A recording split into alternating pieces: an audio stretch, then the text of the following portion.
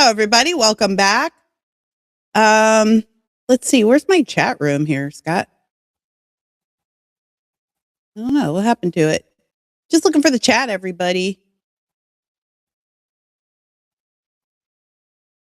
That's weird. I don't have my people chat up. Okay.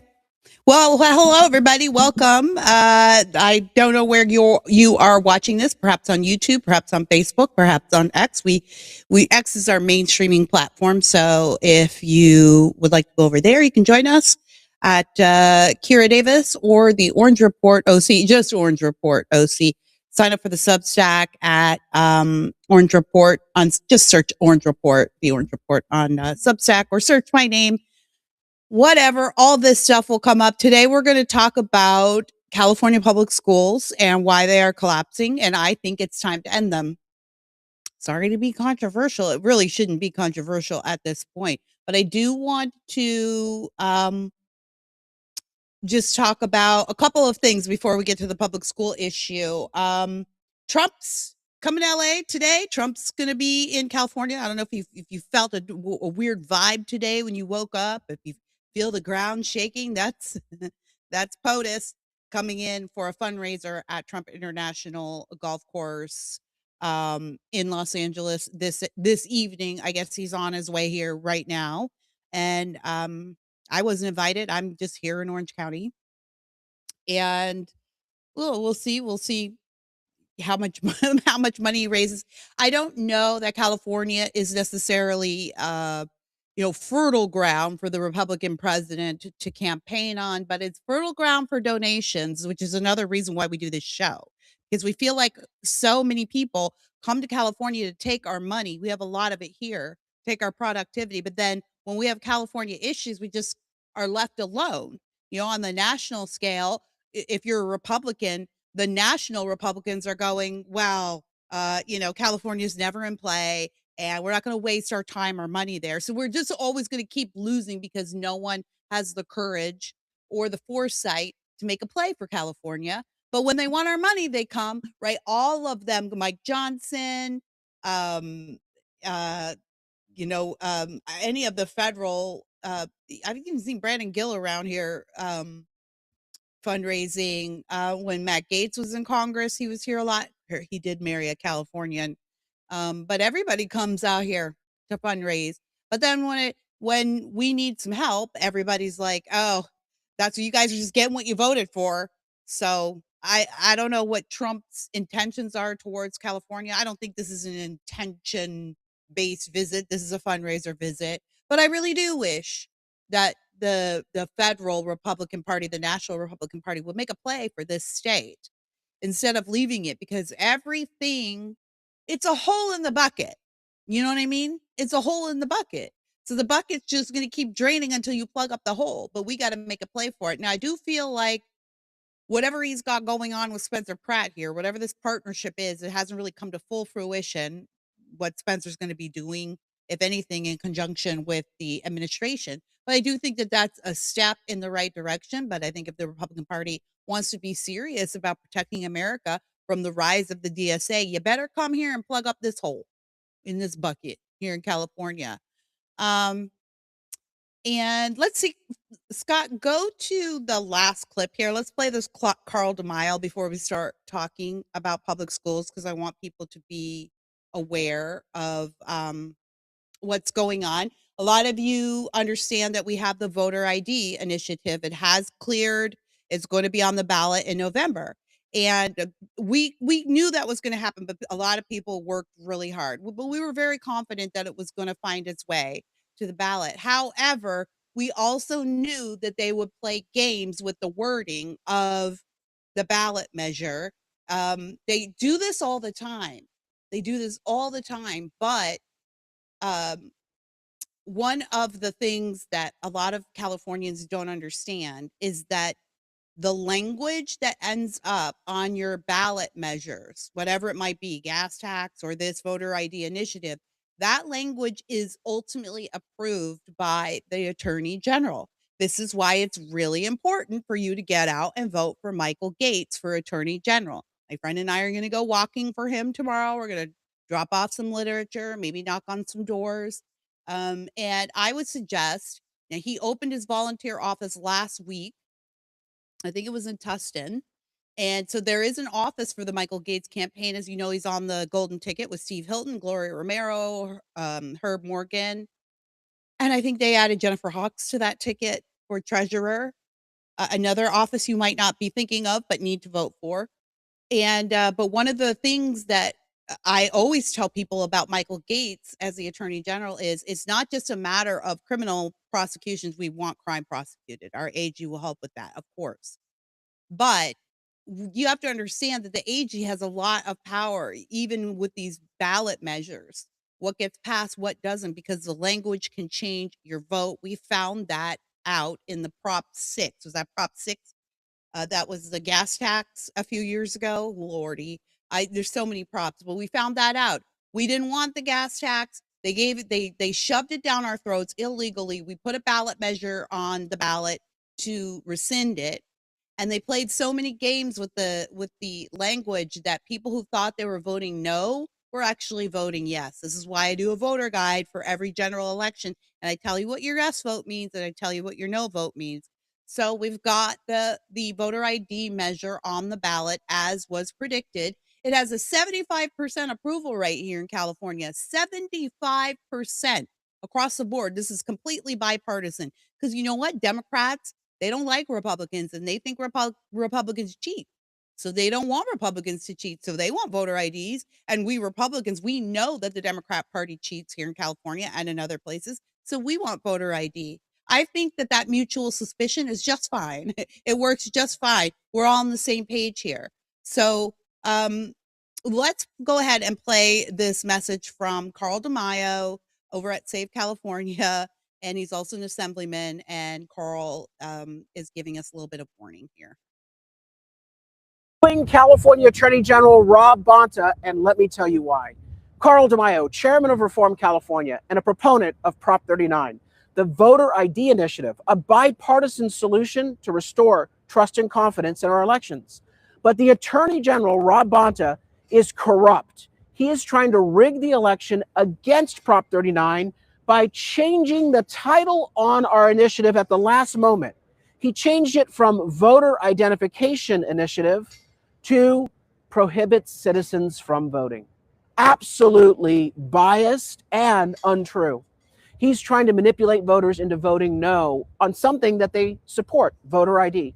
That's why we're taking him to court this week in a Sacramento Superior Courtroom. We are going to argue that he is corruptly trying to rig the election, and we're going to ask for relief. We want an honest, fair election on Prop 39. We will let you know how the case goes, but I need your help to fight to pass Prop 39. If you're sick and tired of politicians manipulating ballot titles, if you want to restore trust and confidence in elections, get in the fight to pass Prop 39 by going to the website voteridinitiative.com. That's voteridinitiative.com. Sign up as a volunteer, chip in a contribution, spread the word. Let's get Prop 39 passed in the November election. Whether we have a bad title or a fair title, we got to get it done. Okay, I always tell you guys that we're always just putting out fires here in California. And this is another fire that we have to put out. Carl is a great warrior for the cause. He's done a lot of great work for California. This is no exception. So if you can help with this, but you can help also by just spreading the word about Prop 39. They are relabeling it an attempt to prohibit voting. And that's not what it is. Furthermore, if you are a lefty watching this show right now, furthermore, you should know this is a bipartisan issue. It has an approval rate of 75% in California. So this isn't a thing of, oh, Republicans are just complaining about the language. No, Rob Bonta is rigging this against his own voters. He's rigging it against his own party voters, which is a feeling, which is, I think, eliciting a feeling among Democrat voters in this state that, oh, maybe they don't really like us. Maybe the people we're voting for don't really care about us.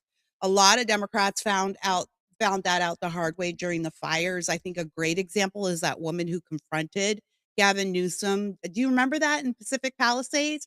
And he happened to be there with a camera crew to, do some misery porn and look at all the burned out houses that he hadn't helped. And she ran to him, she begged him for water. Can you please call Joe Biden for help? Please, can you give us help? Can you call the president right now? Talk to the president. Um, and Gavin was just like, I am, and he holds up his phone that's not talking, that's not calling anyone. He's like, oh, I thought I'm on the phone right now. You know, people like that realize, well, wait, I have voted for these people loyally, and they've treated me like I'm a right winger. They've treated me like they don't, which is also insane, right? We should not be treating people different based on who they vote for. But this is where we are. I think that is a product of the left, but it is what it is. So there's a lot of Democrats. This is why we were so put out by Spencer's loss in the primaries. It wasn't that we expected him to run to some kind of huge victory in the generals. We were talking about a primary election in which the majority of the Angelino electorate was completely disaffected. They were the ones who were going to Karen Bass and Nithya Raman and their Democrat leaders that they have voted for over and over again, and going, okay, we're Democrats. We voted for you because we believe in your vision. Are you going to help us? And they just gave him the middle finger. Picture Karen Bass at the end of that Skyway, just with that blank robotic stare. But she knew she was getting hers. She didn't worry about what all the rest of y'all were getting. Think about that. So there were so many disillusioned voters in Los Angeles. It seemed very doable for him, and it was on election night. It was very doable for him to come out of the primaries, and I believe he did. I believe he did. At least I'm not saying that he was going to run to some kind of victory in the generals. That would have been a whole different ball game. But the primaries, on primary night, if we had a sound and legal electoral system here, we would have, and media, it would have been called. It would have been called on the night of. It would have been called when it was so clear that Nithya was far behind. They called it for Karen. But they didn't call it for Spencer. And then lo and behold, weeks later, after how many ballot drops? 6, 7 ballot drops. Oh, wow. Wouldn't you know, Nithya Raman has suddenly come up with 30,000 votes out of nowhere. So a lot of people are disillusioned here. And Rob Bonta and Democrats are not helping themselves at all. Now, far be it from me to give them any advice on how to do that. You know, I don't want to give them any advice on how to win, but gosh, if I was a Democrat voter, I'd be pretty upset. I'd be pretty upset about this because, again, when you talk to Democrat voters, they say, well, we think Republicans cheat, and we don't want them to cheat. We want to preserve our votes, and voter ID. And now, no liberal can tell me how Republicans cheat, but they do believe Republicans cheat. And I can't believe that they would think Republicans cheat in a state like California. We're really bad at cheating if we do.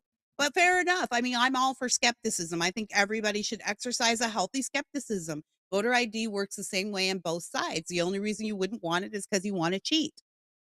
And most voters in California realize that. So we're all supporting this voter ID initiative, almost statistically, pretty much. Almost everyone is supporting this. And yet Rob Bonta is playing games with the language, trying to make it look like voting is prohibited. So Carl DeMaio has filed that lawsuit. We'll see where it goes. I don't have high hopes for it because the entire California judicial system is bought and paid for by the Democrat Party. We're in real trouble here. I keep saying this. Like, what are our options when you can't vote your way? Like, you can't even mount an effective campaign to move the people. You can mount it, but you can't win with it. If all of the judges are bought and paid for, and the ballot system is corrupt, and the counting system and the counters are corrupt, and our representatives like Rob Bonta, Gavin Newsom, the people we elect to be there are corrupt, what are your options as an American state? Do you even qualify as an American state anymore if you don't have sound and solid elections? So to my mind, the voter ID is sort of the last stop on all this. This is our last opportunity to fix things. And if we pass this, this is the reason why they're working so hard against it. But if we pass this, I do predict you will see a major shift, a landslide here in California. The politics of this state will change overnight after we get our first ID'd election. Do with that what you will. All right, today I want to talk about public schools. There's this great article in the New York Post. It's not a great article, but it's an article that is of great importance. And this article, written by Zane Khan over at the California Post, California school district on the brink of collapse as plan to save it is slapped down, unimpacting thousands of kids. All right, I'm just going to read a little bit of this. One of, you can keep that up there, Scott. One of California's largest school districts is scrambling to avoid a state takeover after county education officials rejected its financial rescue plan, leaving the future of thousands of students, families, and staff hanging in the balance. The Sacramento City Unified School District Board is set to hold a special meeting Tuesday evening, that's tonight, to decide whether to appeal the rejection of its $158 million solvency plan to California's state superintendent of public instruction. If that office sounds familiar to you, that is the office that Sonia Shaw is running for. And we had her here on this show last month. And as you know, Gavin Newsom has moved to strip all of the power out of this position. So Tony Thurmond, who is the current state sup, has all of the control over this right now. As soon as Sonia wins, and she's going to win, that's why they're changing this, they're going to yank all of this power. But right now, Tony has the power to reject or accept a plan from an individual district to save themselves, which is absurd. It's absurd. It flies in the face of the local schooling model. Absolutely. And KCRA reported that, by the way. We want to give them credit. The emergency meeting comes just days after Sacramento County Office of Education rescinded the district board's action approving the plan, arguing it failed to provide a sustainable path out of the district's financial crisis. And here's the superintendent, Cindy McKern. I know nothing about Cindy, but her eyes say a lot. Last week, the school board unanimously signed off on the sweeping proposal, which paired a district-wide hiring freeze and spending reductions with a new labor agreement reached with the Sacramento City Teachers Association through 2030. I'm going to guess this is where the hangup is. District officials argued the agreement would free up roughly $97 million by drawing on retiree health benefit funds, Medi-Cal reimbursements, and money budgeted for vacant positions, helping close a massive budget gap while allowing the district to retain local control. And that doesn't sound too crazy, actually. I'm going to bet this board is liberal, but it sounds like they're going to cut some positions, pare down a little bit. It's what we usually ask school districts to do and what they never do. But county financial officials rejected the proposal the following day, concluding it relied on funding sources that would create bigger financial problems down the road. Okay, well, let's read on. The plan shifted money between existing accounts rather than generating new revenue. Okay. New revenue is code for taxes. So here we have the problem. The county wants them to raise taxes, not cut positions and cut resources. The plan shifted money, would increase long-term costs by tapping retiree health trust assets. How? And would reduce the district's financial flexibility in future years, according to the Sacramento County Office of Education. I don't understand.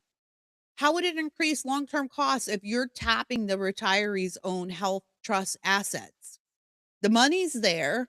It's just the employee saying, we're going to take this money. I don't understand. Maybe I'm just dumb. Reading down, the county's decision has intensified concerns that Sacramento City Unified could ultimately fall into state receivership if leaders cannot produce an acceptable recovery plan. Gosh, isn't that crazy? Isn't that funny how it works out? So this local school district wants to improve their finances, is working on cuts and alternative sources of financing. And the state says, no, that's not going to work for us. And we know it's going to throw you into bankruptcy. We'll just take it over. Isn't that interesting how the state's very eager to take over a local school district?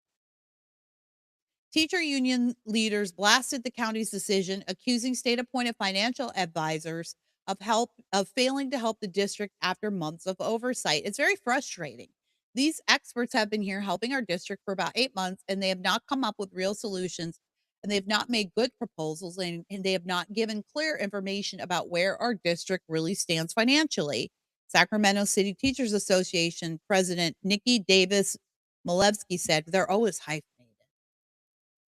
And they really seem, for some unknown reason, motivated to see our district fail, and we will not let that happen. I hardly know who to root for here, actually. I hardly know who to root for. Um, the teachers union should fail.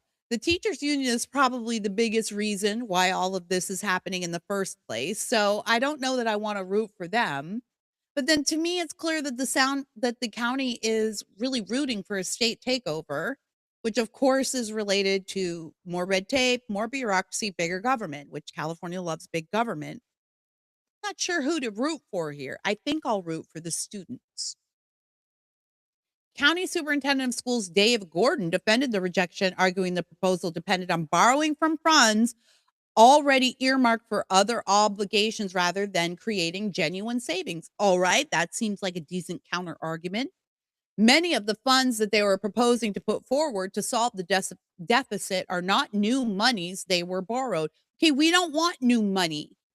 There is no new money. The minimum wage in this state is set to go up again in January. Our minimum wage is over double the national average, over double, and it's killing jobs in this state. That's why when you come to California, your Big Mac costs $10. Everyone wants to brag about the fast food wage here, which is $20. Great for my 18-year-old daughter. She loves that. Not so great for the franchise owner, who now has to keep his business staffed with part-time teenagers because he literally cannot afford all of the other mess that comes with this. So we don't want any new monies. You have all the money you need. Sounds to me like the board was trying to go find some of that money. And because y'all will borrow money out of the general fund in a hot second, lickety split in this state. That's why I always tell people, when you're reading your ballot measures, especially when it comes to new taxes or fees, you need to look for a specific phrase in there. It's a specific phrase in the voter guide, in the summary. And if you see it, you should vote no. And that is general fund. All right. So you may think you're voting for an education tax. This is literally almost every tax you vote for in this state has that little addendum. General fund. Funds may be used to apply to the general fund if the general fund gets too low. It's money laundering. They tell you to vote for the tax, and then they end up saying, well, the general fund we're getting kind of low over there. We've got to put the money into the general fund. They put the money into the general fund, and then it disappears because it doesn't have to be earmarked for anything there. And then that's how you get things like, Gavin Newsom's 3 mansions, or Javier Becerra's, vacations and all of his perks, or the Bontas homes that they own. That's how you get Jennifer Siebel Newsom's business. That's how you get it. All comes out of the general. It's just money laundering. Okay, I was on a tangent.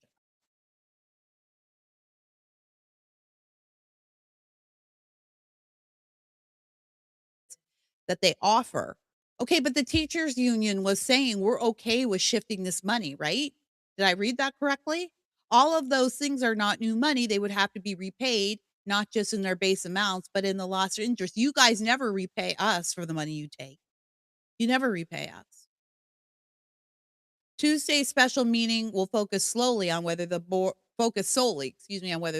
should formally challenge the county's decision by appealing the state superintendent. The outcome could determine whether Sacramento City Unified, which serves tens of thousands of students in California's capital region, and that's not many for a city like Sacramento, can maintain local control over its finances, or moves one step closer to state intervention as officials race to stabilize the district's deteriorating fiscal outlook. I was just looking at the comments at the end of this story. Just raise more taxes and import more illegals. That should help a lot. California is a wasteland of Dem policies and corruption. Yeah, accurate. Another money pit. Accurate. All right. Yeah, so I found this story really interesting on a couple of different levels. Number one, here in Orange County, um, CUSD, Capistrano Unified School District, that's my school district. That's the one you guys remember when I ran for school board. They have released a statement recently saying that they are missing students, that they have seen a decline in enrollment. Last year, the superintendent, Chris Brown, not the Chris Brown that sings and dances and beats up women. Well, I don't know if Superintendent Chris Brown sings and dances. I have not heard of him beating up women. I don't think he does that, but he might sing and dance. I don't know, but it's not the same guy. Our Superintendent Chris Brown was giving a state of the district address at a school board meeting last year or last school year. And a little piece in there that kind of flew under the radar and no one really talked about it. But we have been trying forever to find out from CUSD how many of our students are gone, the decline in enrollment since 2020. And it's really hard to get those numbers out of the district or the state. But he happened to mention it in his address, and he said that CUSD is down 12,000 students since 2020. 12,000 students. That's a lot. That's a lot of money. When you think about, if you just want to average this out, I'm not going to do math for you, but just think about what the cost that is attached, both federal, state, and county, if you combine all those, to each student in California. I think it's up around $20,000 or $21,000 a student. So to be missing 12,000 students out of our school district, yeah, we're missing a lot of money, and we're a very wealthy district. And we're the second largest district by region in the state of California, and it's a very wealthy region. So if we're missing that many students and we're missing that much money, and it's beginning to cause us problems, imagine what's going on in LAUSD. Well, LAUSD is having the same issues, only worse because they don't have the base to make up. Here, parents can make up a lot. They're missing tens of thousands of students. I don't think they've released any solid numbers yet, but they're missing tens of thousands of students, and they're really missing. In CUSD, those numbers can be attributed to homeschoolers, to people who have moved out of California, to people who have moved to charters or pods or private school. In LA, those kids are just gone, and a lot of them disappeared during COVID, and we don't know where they went. We don't know who they went to. We have no records. Again, I would like to point out to you the amount of money that is attached to each student. I mean, work out. This is why I'm saying public school needs to go. I think we're at the end here. I don't know what service public school provides right now except babysitting. And don't get me wrong, that's valuable. I understand how valuable that is, but basically that's what public school has become, daycare. And I'll tell you what, we found out during COVID that communities actually can come together and provide their own education needs. They can provide for their own education needs when they are allowed to. Don't tell me about, well, what did the poor kids in LA do? Well, a lot of them did have options and they weren't allowed to take them. They weren't allowed to take those options. So if we have a government who will work with the community can provide schooling. What we're seeing right now in California is a collapse of public education because the teachers unions it's just been a free for all here, a free for all. Do you know LAUSD has lost billions? Do you know that in was it 2018 or 2017, might even have been 2016, LAUSD had a scandal with iPads. They had this big idea that they were going, I don't know if it was an idea or just more money laundering. It was just more money laundering, really. They made a deal with Bill Gates and Microsoft where they were going to buy Chromebooks, all Chromebooks for the school. That changed to iPads. So they made a deal with Tim Cook or whoever at Apple. and sunk a $750 million into buying iPads for everyone in the district against the advice of literally everybody. Because parents don't wanna be responsible for iPads. Um, you live in a district where people, this is hundreds of thousands of kids, millions of people. You can't control for what's going to happen to the iPad. So you have disrepair, being hacked, being sold, all of that thing, all of those things that can come into play. But also just the idea of just this screen time during the school day, that was a big deal. So they did it anyway. They spent the $750 million. They got the iPads. They distributed the iPads to LAUSD, and they lost most of them, or most of them were broken or hacked. $750 million down the drain. So in that same year, they canceled the program, but only after they bought the iPads. They canceled the program, but they still wanted stuff for the kids, so they brought back the Chromebooks. And then they gave more money to the Chromebooks, but then they re-upped that Apple iPad contract, I think in 2019 or 2020. And again, it failed. Does everybody understand the game here? Does everyone understand what's going on here? If you want LAUSD needs to be broken up, first of all, at the very least. It's way too big of a district. Our school district should not be big. Capistrano Unified should not be as big as it is. Frankly, I think that we have we should be, you know, divided into smaller groups. And LAUSD is a great example of that. But if you ever wondering, well, why is it so crazy? Why is LAUSD LSD? There's people on LSD there.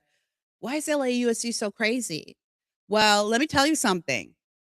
If you want to run for school board in LAUSD, okay, I'll tell you what you need to run for school board here in Capistrano Unified. You need about 100 grand, and that's a lot for a little district, a little old district, uh, uh, a district like ours. Big by region, but it's a fairly insular community. $100,000 to run for a school board. I mean, what could your district do with $100,000? What could your school do with $100,000? What could you do as an individual educator with $100,000? And yet, a mom or a dad's got to figure out how to raise $100,000 to beat the union, even come close to beating the unions here in CUSD. You want to know what that price tag is in LAUSD? $3 million. You are not running for school board in LAUSD unless you have access to at least $3 million in your treasure chest. That's to start. So it's no wonder that LAUSD is so hopelessly corrupt. You have to be corrupt to find that kind of money in the first place. Why would they? You need to ask yourself why. Why would we spend so much money on school board races? I mean, even to this day, school board races are treated like a joke in the common electorate. You think about it, it's just some mom in her mom jeans, like me, walking around with their bake sales. No, it's cutthroat. It's nasty. Parents who run for school board on parent platforms are subjected to harassment, threats, attacks. I was followed around for almost 2 years by my union tails. I think they were worried I was gonna run again, and they were just keeping an eye on me. They don't that I have seen get physically aggressive, but they do intimidate you. It is intimidating to be driving around with your teenage daughter and knowing you can see the car in your rear view mirror.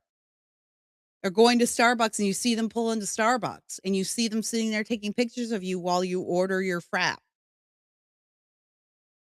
It's it you we all, you, we, me, we all need to be asking ourselves, why is there so much money going into these school board races?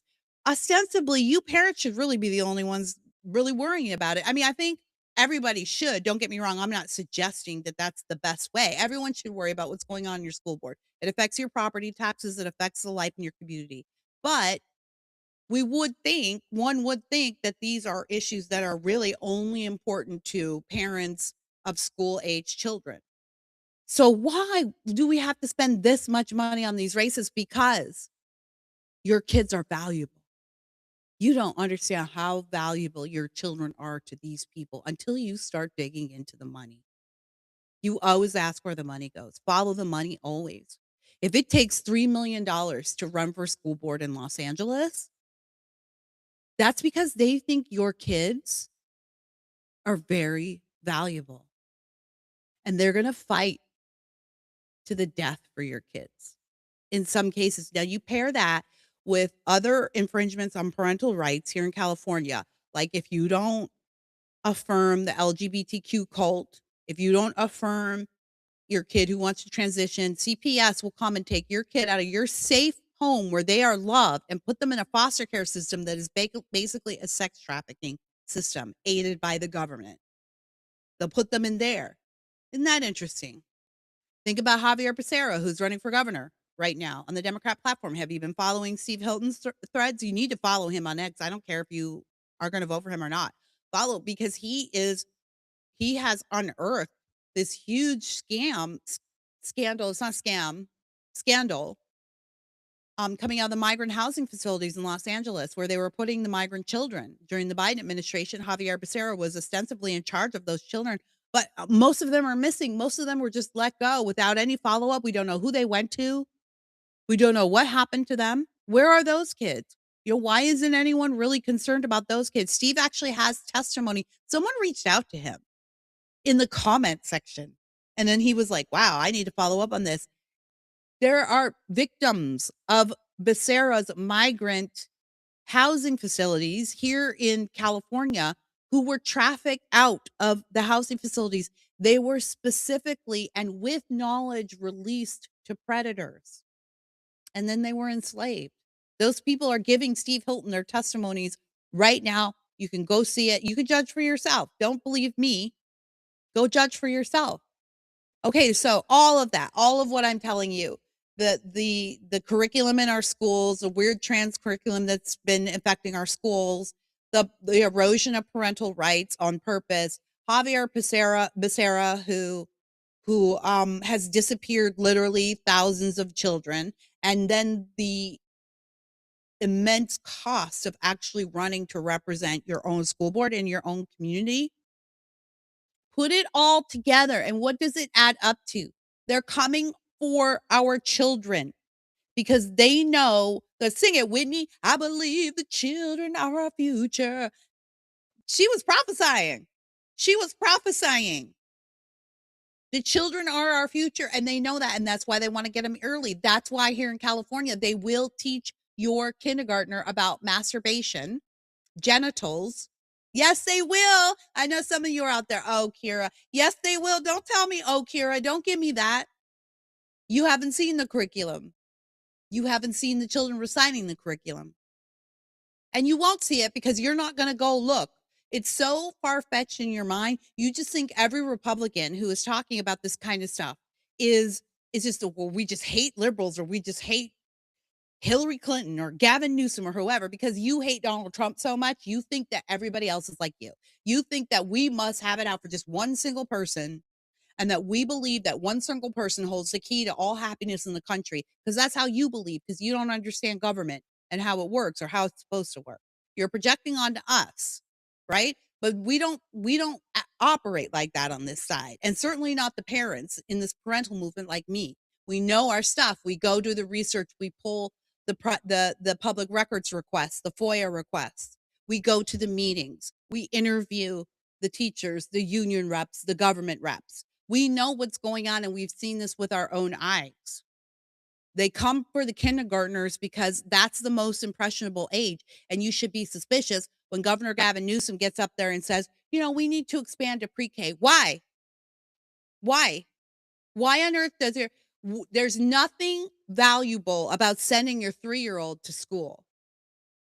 There's nothing. Now, you might want to. I sent my 3-year-old to school, but it was my parents' school. It was my mother and father-in-law's private Christian school a few blocks from our house, where I knew he was going to be with his grandparents all day, and he was being educated in cursive, the Bible, and good manners for a few hours a day. But that was a choice I made. But why would anyone need to send their 3-year-old to school? Look at the outcomes: reading, writing, arithmetic. We're in the basement on everything. So clearly, the more schooling we've had, The opposite, we've gotten opposite results from what they keep telling us. So why then? You have to ask yourself why. You need to start asking the questions. Don't just be like, "Isn't that crazy?" I always talk about my husband and what a sweet summer child he is, and he's always like, "Oh gosh, why would they do something like that?" Like, say about this issue, he'd be like, "It just doesn't make sense, you know? Don't the teachers, they don't wanna work more?" You know? You'd think you just it's hard enough teaching kindergartners. Why would you wanna advocate for having preschoolers in your classroom? Because my sweet summer child. It's not about the kids. Well, it is about the kids, but it's not about educating the kids. It's about stealing the kids, stealing their minds, re-educating them. I didn't pull this clip, but there was a clip earlier. I think Gays Against Groomers posted this clip yesterday, and it was of a teacher in a training session. Now, you need to understand here in California and across the US, teachers are trained. They have to take LGBTQ training. They don't take Black history training.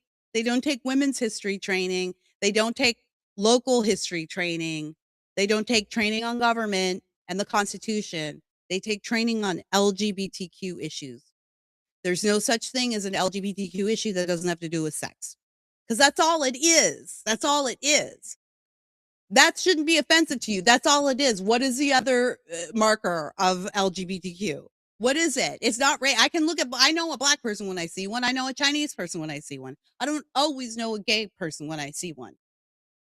Some people are obvious. Hello, Scott Wiener. But, some people are less obvious. There's no biological marker. Outward biological marker. There's not even an inward one, but some of you have fooled yourselves into believing so. But there's no outward biological marker for this. So why do they have to get trained in this? It's very highly sexualized. All of it is to steal your child's mind and to shape them. And that should be your job.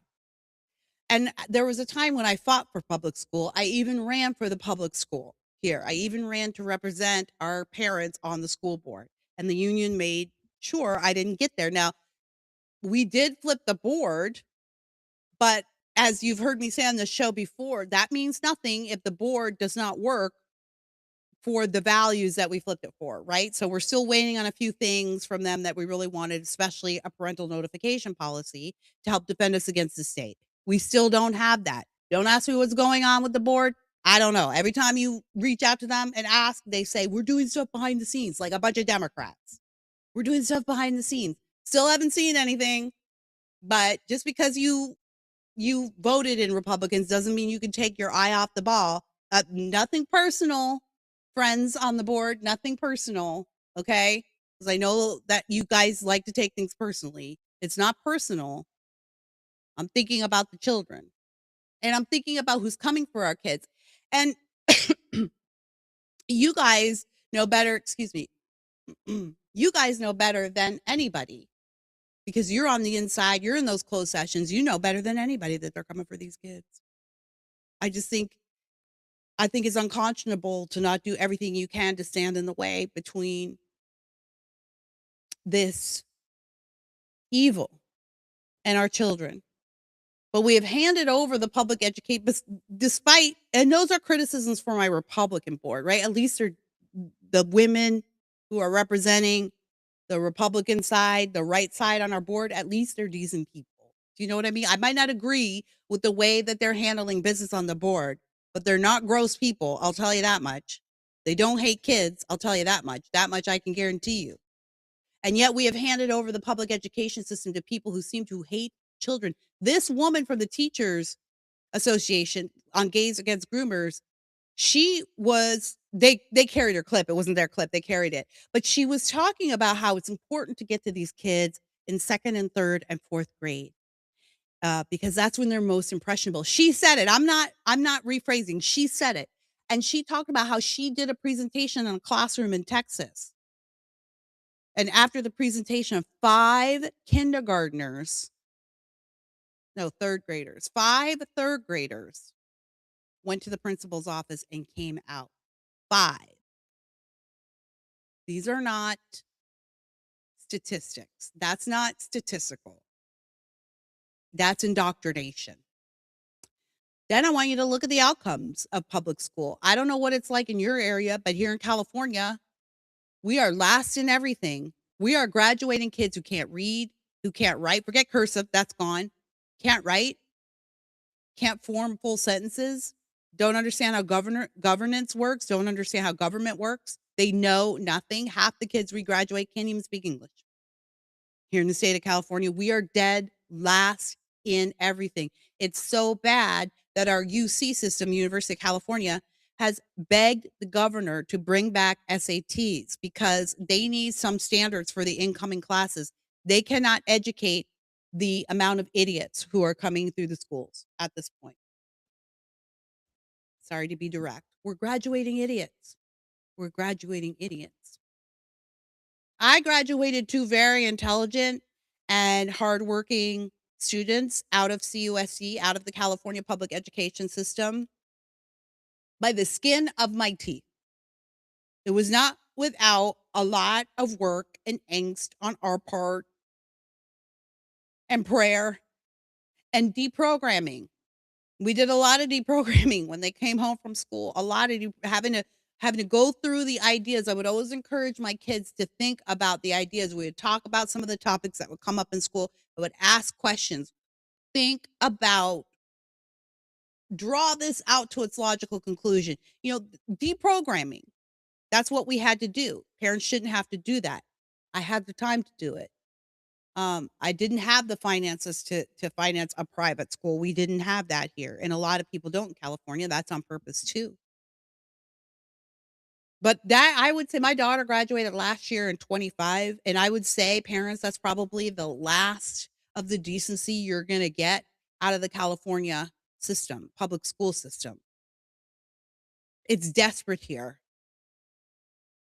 And this weird agenda, this weird curriculum has pretty much taken over the entire public school system, and yet nothing is getting better for anybody. And you know what? I want to tell you this story about a lady I met when I was at one of the school board meetings advocating for our children, particularly our girls. And dads, can you do that too? Can you show up to the school board? Thanks to the dads who do show up. More than a few of you have been there. Thank you. But dads, can you step up? Don't leave it to the moms. Don't leave it to the ladies. If you see boys playing against your girls at school, please go out into that court and make a fuss. Make a scene. Make a scene. We need you. But I was at this meeting, and there was a mom from a different district who was there to give her testimony about her child who was basically kidnapped by the public school, right from under her nose. She wasn't allowed to be informed of any of her daughter's transitioning at school, new name. They were giving her chest binders. They were making appointments they made an appointment for her daughter to go to Planned Parenthood to get testosterone and to get sex rejecting drugs and sex rejecting hormones. She can't send sunscreen or aspirin to school for her kid to use without signing a waiver, but they kidnapped her child right from under her nose. And she said, my child did have mental health issues, which she was in therapy for. I had her in therapy. I was helping her. And they never came to me and asked. They never came to me and said, hey, mom, can you be our partner in this? Because she said if she had known, and this wouldn't have been me, but this is what she said. If I had known, I would have supported my daughter, and I simply would have told her to just wait for any medical intervention until you graduate high school. That's what I would have said. But instead, they stole her right from under my nose. Here's what happened. This is I'm getting to the part that blew my mind, and it stays on my heart, and I always think about it. She said, well, when she graduated, where were they? When she graduated in high school, they knew her fake name, right? They knew the fake name that they gave her. They promised her, we're the only people who love you. We're the only people who support you. We're giving you full support. And when she graduated and left school, where were any of those people? She said, nowhere. I was left to pick up the broken husk of my daughter's life alone. None of those people even remember her name. Not a single person called. Not a single person sent an email. Not a single person sent a text to her to check up on her. They weren't there. The person who was there at the end is the person who was there at the beginning, mom. All these people want to do is destroy our children. They don't want to support our children, and the proof is in that pudding. So you just put all of these things in a listicle that I just ran down for you, and ask yourself, what is the point of public education then? What are we graduating? Robots? Slaves? We're graduating people who can't think for themselves, who have no visions for themselves, who can't read properly, who don't know the classics, so they don't know our history. At the same time, the DSA is on the rise. The Democrat Socialist Party, they want to abolish the Senate, abolish the Pentagon, abolish our borders, abolish the Constitution. None of it's an accident. It's not, again, I'm speaking to all the sweet summer childs out there who are like, wow, gosh, it's just education's gotten so bad. No, that's on purpose. Public education is not education in this country anymore. It's a factory. Black people will understand this, right? We all get it. It's the school to prison pipeline. We have a phrase for it, the school to prison pipeline. It's not on accident, Black people. It's not on accident. And yet whenever somebody who's not a loyal Democrat comes to you and says, hey, you should be suspicious of the public education system. And every Black person I know wants to talk to me about systemic racism. Everyone, systemic racism. Okay, systemic racism right here in our public schools, a school to prison pipeline. Let's end this. Let's end the teachers' unions who are holding our kids hostage. You go, oh, you're just MAGA. Oh, you're just up Trump's ass. Like, you don't have the ability to think for yourself, Kira, because you cast a vote a certain way. When the person who doesn't have the ability to think is you, because you've made the case perfectly, actually. You've made the case for systemic racism. You've made the case for the school to prison pipeline for Black students. And yet you can't connect the dots between that and who's running the public school system. In California, it's not Republicans. And it hasn't been for quite some time. And also, they're teaching your Black boys and girls that they can cut off their private parts and be a different gender. If you don't think that that's diabolical, Black people, I don't know what is. They're literally coming to steal our kids. They're educating our kids to hate America. They're educating our kids to hate our history. And then we wonder why we have all of these new young politicians coming into government, coming into the election system and talking about crazy things like abolishing the border and abolishing the police. Well, they learned it at school. We just saw what happened in the fall and through the winter when we had students going out with their teachers to protest ICE. Teachers taking their public school students out of school, putting signs in their hand that said FUCK ICE, little kids, and marching them around outside in traffic without the knowledge or the permission of parents. None of this is an accident. These things are all connected. Public school serves no purpose anymore except to train a robot army. I don't think that it can be saved. We have to starve the beast. I genuinely don't think that it can be saved. How do you do that? Well, one thing you could do, teachers, is you can get out of your unions because the unions are our biggest problem. Get out of the union. I was just at TFA, the Teacher Freedom Alliance, with my good friend Julie Collier, who is a teacher who has advocated for other teachers to leave the unions. This is your right now. This is your right under the Constitution. You have it's called the right to work. You don't have to be part of the union to work. You can negotiate for yourself. And yes, teachers are going to go, well, there's insurance issues and there's training issues and the unions will punish you. Okay, first of all, organizations like TFA, Teacher Freedom Alliance, or here in California, California Policy Center, CPC, they will help you find alternative insurance, alternative coverage, alternative trainings, and they will help defend you against the unions. That's one. Number two, I don't want to hear any more complaints from you public school teachers about how hard it is to go up against the union. Because if you don't do it, then who are you asking to do it? Me, my kids, our kids. If you don't stand between our kids and trouble, who gets the trouble? The kids. If you don't stand between our parents and trouble, who gets the trouble? The parents. You keep asking parents to get involved and we don't have enough parent participation. Obviously, that's true. We have a lot of disengaged parents in public school. But when we become engaged, we are treated like pariahs. We are treated like the enemy by the unions, by teachers in the classroom at times. by our public education system in general, we're treated like enemies. So why, you know, I'm not going to say why, but you can imagine that that is dispiriting and discouraging for parents to come and help out in your classroom or to be involved in what it doesn't matter that if we're involved in what you teach them. We have no say in what you teach them. We're not allowed to opt out of anything. We're not allowed to complain about anything. So when you teachers, even you good ones, and I know there's a lot of you good ones out there, but when you teachers say, I'm scared of I don't want to hear that anymore.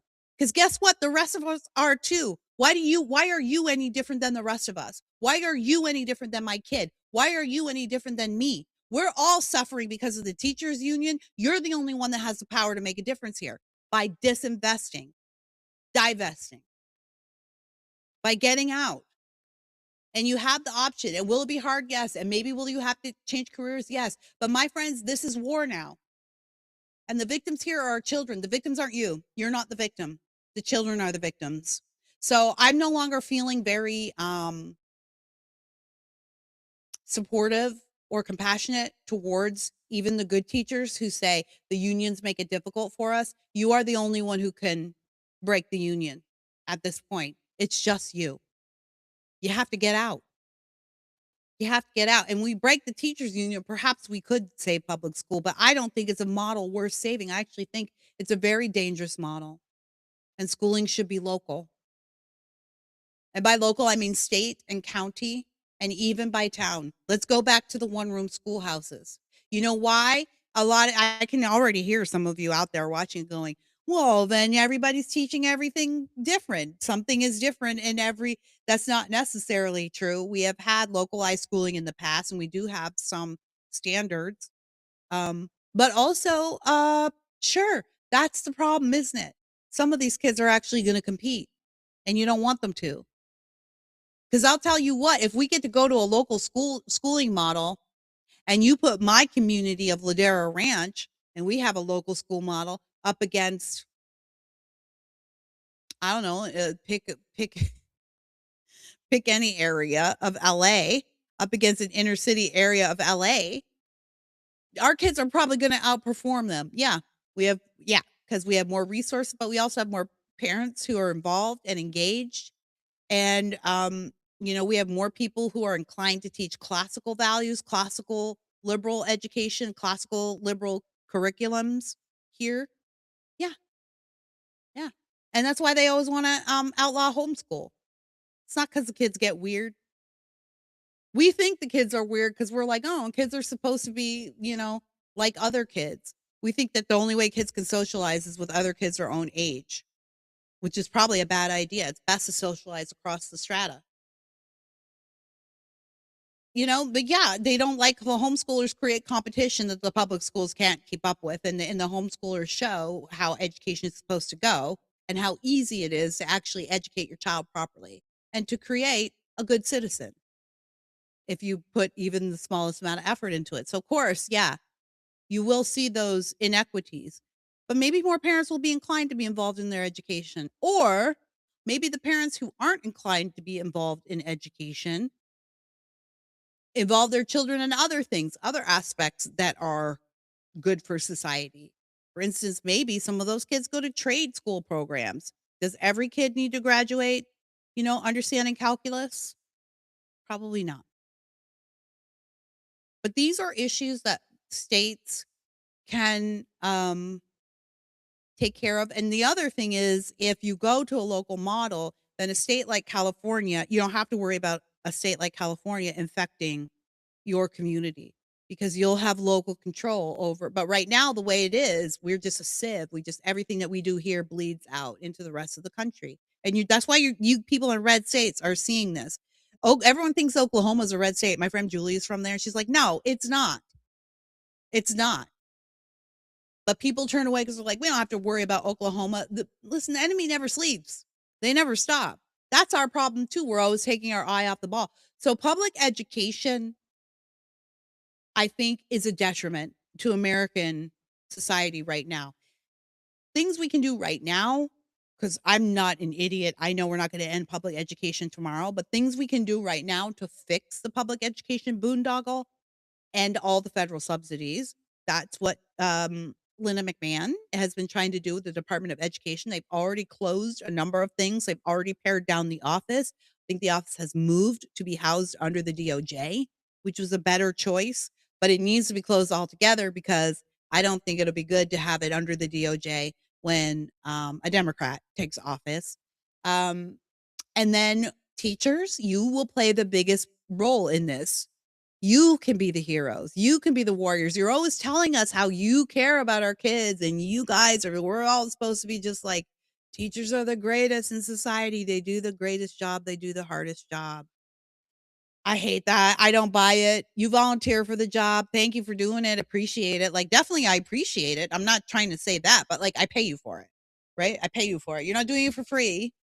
And despite all the complaints of teachers, you're getting a way better deal than those of us in private America, in the private sector get. You just haven't been in the private sector, so you don't understand.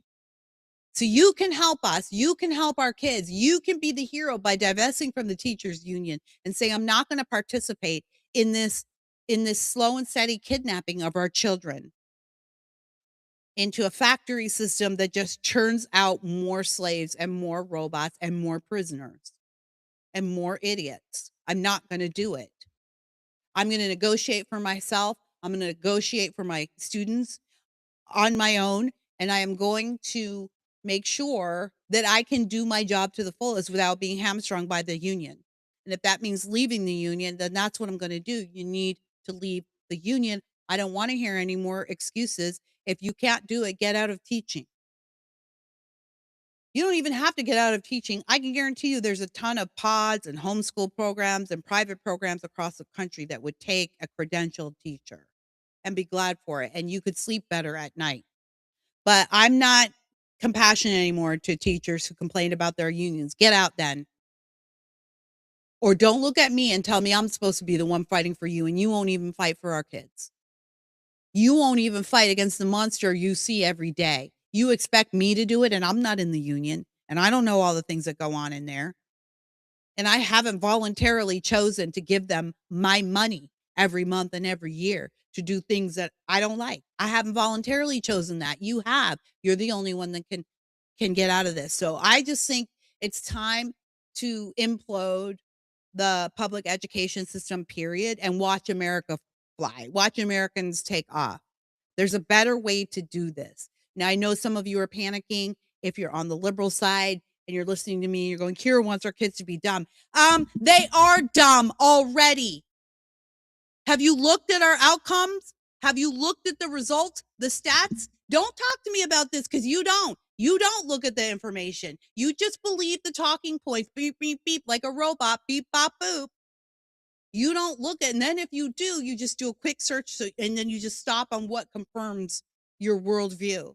You don't look at numbers. You don't look at data. You don't look at charts. Do I look like a charts and numbers person to you? No. And yet my head is in those things every day. I'm looking at numbers every day because I like to be informed. So don't tell me that I'm the crazy one. You don't know what you're talking about. We are churning out idiots. California is a prime example. We are dead last. So much so, the university system here in California and across the nation is begging us to test our kids because we're sending them kids who can't read. Google that. Put that into your AI. We're churning out children who can't read in California out of the public school system. The universities are begging us to change something. So if you're worried about abolishing the public education system and how that might create idiots, mission accomplished. We're already graduating a ton of idiots. The kids that get out of there with their right mind and some knowledge intact, those are the special ones. Those are the notable ones. We are participating in this prison to school pipeline. And you guys are arguing against ending it. Check yourself. Seriously, like stand up for the kids, leave politics out of it. Stand up for the kids. So if you're worried about the idiots, don't worry. That mission's already already been accomplished. But there are other models for schooling. And I have to end this podcast, so I'm not going to tell you what those are. You could just look those up. I doubt you will. But the challenge stands. You could just look those up, see what you're, what you think, maybe get involved in creating well, that is the thing. This is the problem. This is why I left the left so long ago. This is why I could never vote Democrat again, because the largest notion on that side is that if government doesn't do it, no one will do it. And so it has to be government that does everything. And I just think that's a dangerous attitude, just the attitude that it's got to be. And then the idea is that I shirk my personal duty and my personal responsibility off into the government. So I can feel really good about telling people we need to raise taxes so we can feed more kids at school. I'm in favor of raising taxes so we can feed more kids at school. Oh, wow.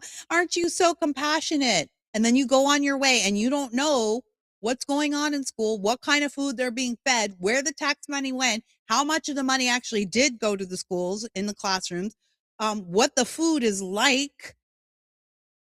You don't know any of that. You just get to feel good. So if asking you to take control of a local model is asking you to be responsible for your local neighbors. And I know that's too much for a lot of you out there. I know a lot of you can't stomach it. You'd rather just shirk your responsibility. Just take someone else's money. I'll give you a little bit of mine, and then you take whatever you want from all those other people, especially those nasty billionaires. We hate them. We only like them when they give us our money. Take the money from them, and then I don't want to see the washed masses. I don't want to see all of this trouble. I don't want to have to get up early and go volunteer somewhere or give someone food out of my refrigerator or educate their kids. I don't want to do that. I'll just leave that to other people. But, give me my sticker and a cookie because I voted to raise taxes on somebody else. And public school, it's useless. It's evil at this point. That's what I believe. And if I had another child at this moment, another school, my children haven't gone anywhere. I just mean in school age. I do have children, but just the school age children, if I had another child to put in school, I would not put that child in a California public school. I would not. And you should not either. And I know that creates some hardship for you, but when you're a parent, you do have to ask what you're willing to do to save your children. And let me tell you, they are destroying your children on purpose. And I've just laid out the case for you why your child is the most important asset in California and why the government is doing everything they can to steal your child from you. Let me know what you think in the comments. As always, follow me on X, follow us on YouTube. Look up the Orange Report with Kira Davis, Facebook, YouTube, X, Instagram. Oh, I did want to tell you before I left, though, that I do have another podcast. I never really talk about it that much on the show. I'm trying to be better about that. But it's a non-political podcast. It's called Journey to Christmas Land. My bestie Amelia and I do it. And we just review cheesy TV Christmas movies like Hallmark, Netflix, Lifetime, Great American Family. We love the TV cheesy Christmas movie universe. And we call that universe Christmas Land. It has its own rules. It has its own population. It has its own kind of fun, and politics never infects us there ever. It is not political at all in any way, like not even a sneak, not even like a little sneaky. Matter of fact, we don't do much negativity on the show, period. So I think it's fun. It's a fun kind of break. We do Christmas all year round. We're in our summer break right now. We have a lot of bonus content. If you want to sign up for the Substack, just go look for Journey to Christmas Land wherever you listen to podcasts or on Substack. It is a Substack show. Okay. That's it for me today, you guys. If you did not get the chance to see my interview with John Gresco, the vice chair of Ladera Ranch Civic Council here in Ladera Ranch, about our cancer cluster issues, go back and watch that yesterday's episode. You can see some clips on Instagram.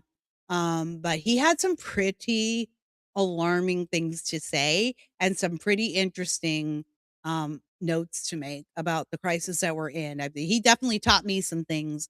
So you want to go and listen to that conversation. And don't forget that there will be a meeting on September 9th here in Ladera Ranch. to talk about this issue. I think the HOA is going to be rocked, man. I don't know if they're prepared for the amount of people that are going to be coming to this. They're a volunteer board, and so bless their hearts on this. But I do hope that they respond to the community, and I hope that we get the help we need. If you want to come and see what's going on here in Ladera and talk to the people on the ground, we invite you to do that and tell our story for us, please. Our children are dying and we need help, and no one seems equipped to help us. All right, everybody, I will catch you next time. Until we meet again, just remember that sunshine is the best disinfectant. So bring on the sunshine.